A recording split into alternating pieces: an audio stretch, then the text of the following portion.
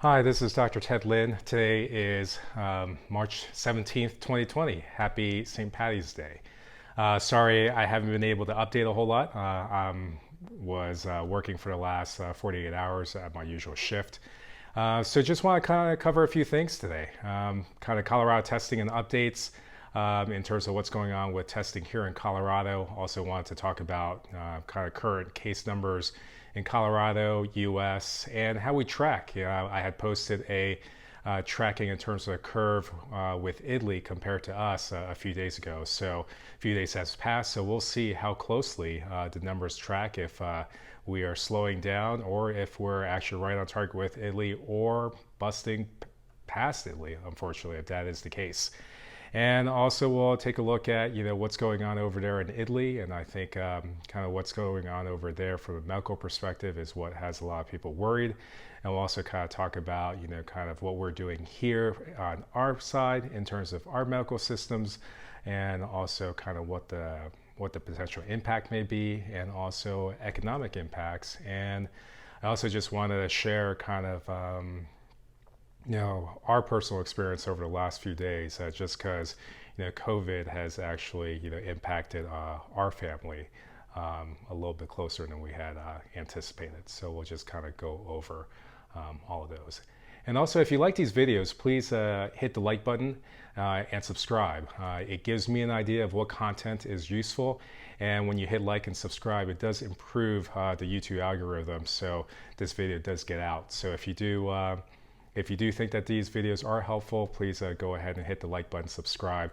I'm going to do my best to kind of keep up with what's kind of going on and filter everything down, so you're getting some kind of medical perspective rather than kind of what is portrayed out in the media, and also just kind of what's practical and what's useful.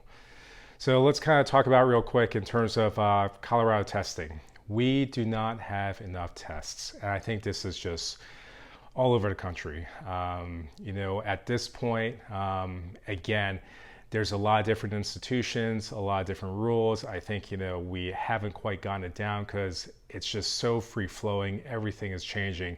As you saw last week, recommendation kind of in the morning changed by the afternoon, the next day completely invalid.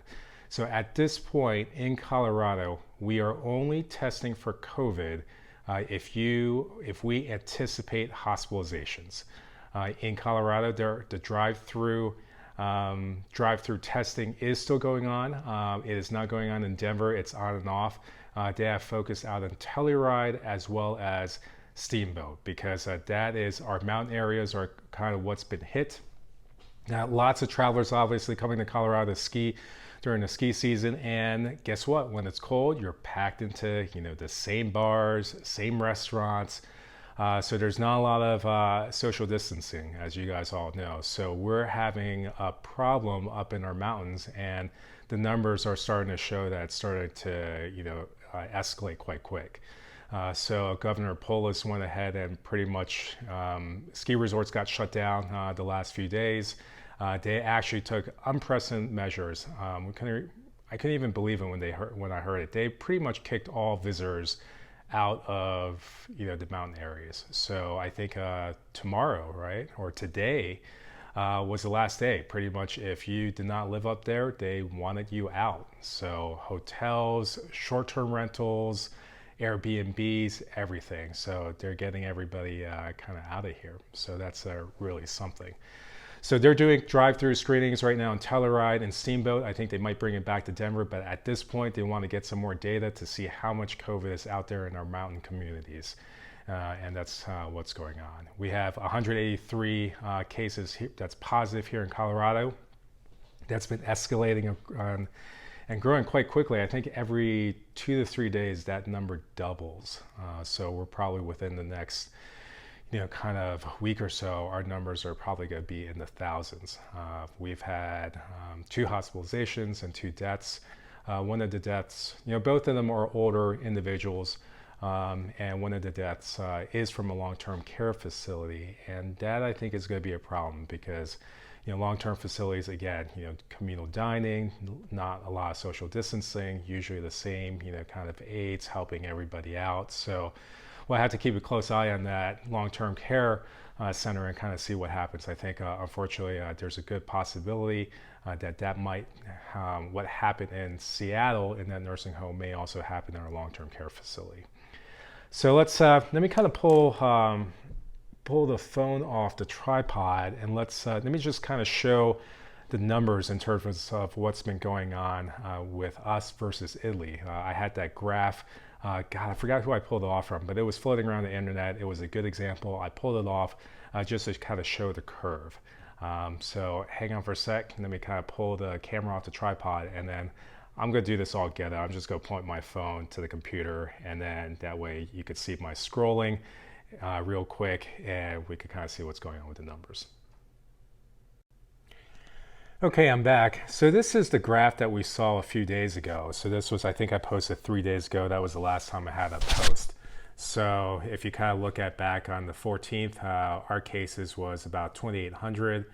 Tracked pretty closely. You could kind of see this is how Italy tracked. So, and to give you an idea, man, like this is where Colorado is at right now. We have, how many cases? 180 some? We had 183 cases. So this is pretty much where, kind of where the U.S., well, I guess let's not count the U.S., but let's just, kind of look at Italy.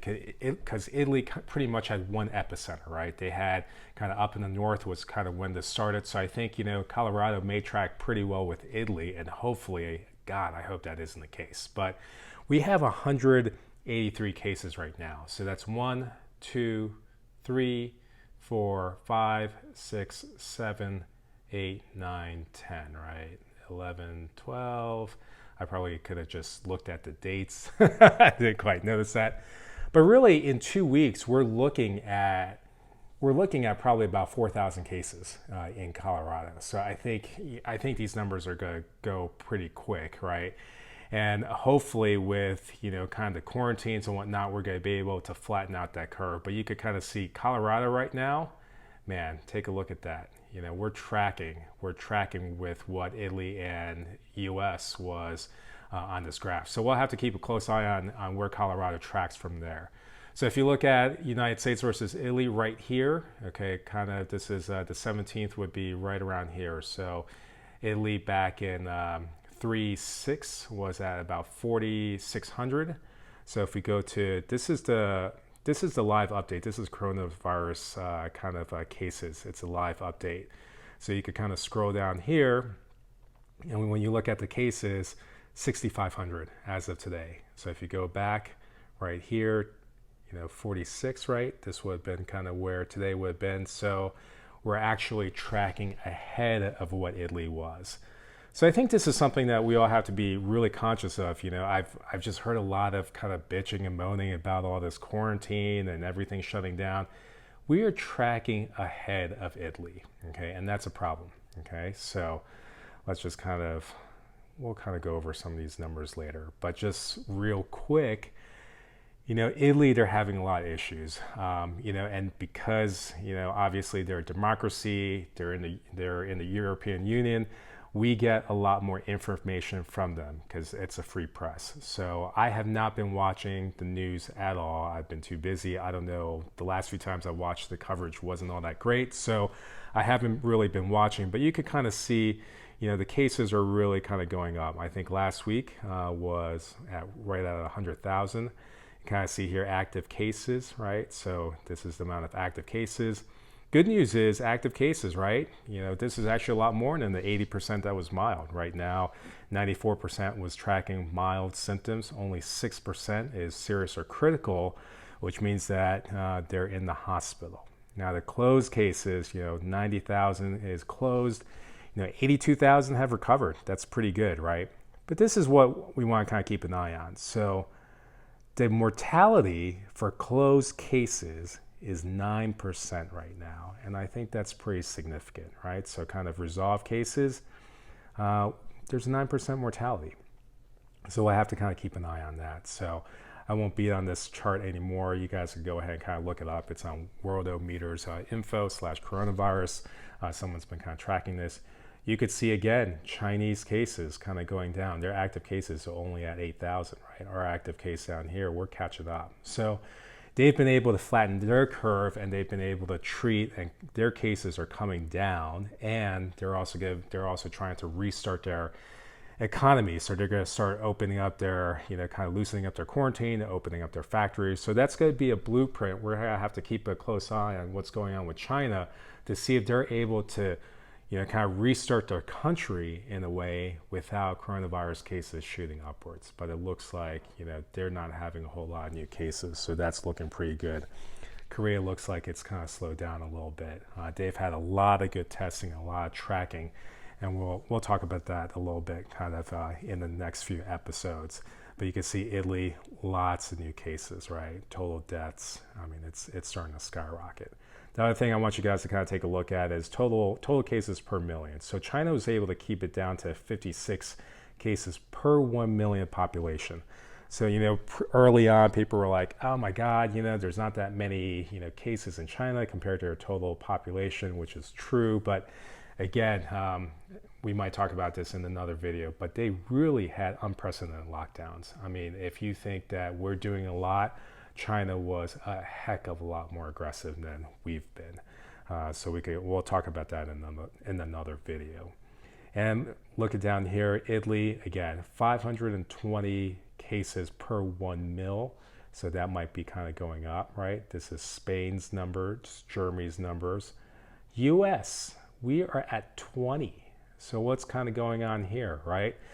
So there's one or two things is, I think we're probably tracking somewhere in here, like true cases, we're probably in the hundreds. A little bit harder to say. Europe is a lot more dense, right? We're a lot more spread out. So hard to say kind of what's going to happen. But our testing, we've completely dropped the ball on it, right? So our total case numbers are going to be a lot lower. I think the other concern that I have for U.S. cases is, when you look at China and Italy, China had Wuhan, Italy had up in the north, like right now, right? How many epicenters do we have? We didn't shut down our travel. We didn't quarantine people early, pretty much still free travel at this point, right? We're seeing cases crop up all over the place. New York, Washington State, California, now Colorado. So I think we're going to have a lot of epicenters. So when you look at the tracking, when we compare ourselves to Italy, I think over in the next few days, our cases are really going to start ramping up, and expect for the cases to skyrocket. So let me kind of put the phone back on the tripod, and then we'll go ahead and kind of talk about a few other things.